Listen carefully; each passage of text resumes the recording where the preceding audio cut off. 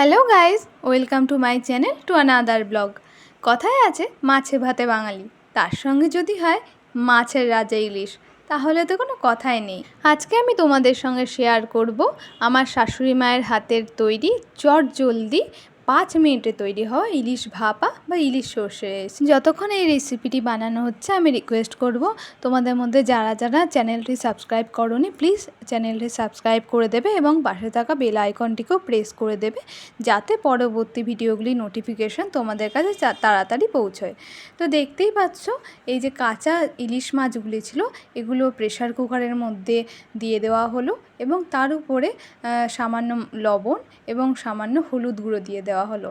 এরপর এই যে পাশে রাখা আছে সর্ষে বাটা আর এই দুটো কাঁচা লঙ্কা দিয়ে দেওয়া হলো এই ইলিশগুলোর মাঝখানে, আর তার উপরে দিয়ে দেওয়া হচ্ছে এই সর্ষে বাটাটি এবং সর্ষে বাটাটি এই ইলিশ মাছগুলোর সঙ্গে ভালো করে মাখিয়ে নেওয়া হচ্ছে এক একটি ইলিশ মাছের গায়ে, যাতে ভালোভাবে সর্ষে এবং লবণ হলুদ ভালোভাবে মাখানো হয়ে যায়।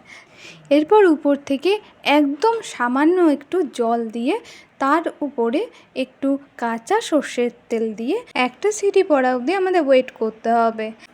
সিটি পড়ার পর কিছুক্ষণ প্রেসার কুকারটা ঠান্ডা হওয়ার জন্য রেখে দিতে হবে। তারপর এই যে রেডি হয়ে গেছে আমাদের ইলিশ ভাপা। গন্ধটা কিন্তু চমৎকার বেরিয়েছিল। এরকম ইলিশ ভাপা থাকলে আর সঙ্গে যদি থাকে গরম গরম ভাত, উফ, তাহলে কোনো কথাই নেই। এই রেসিপিটি একবার প্লিজ তোমরা বাড়িতে ট্রাই করো।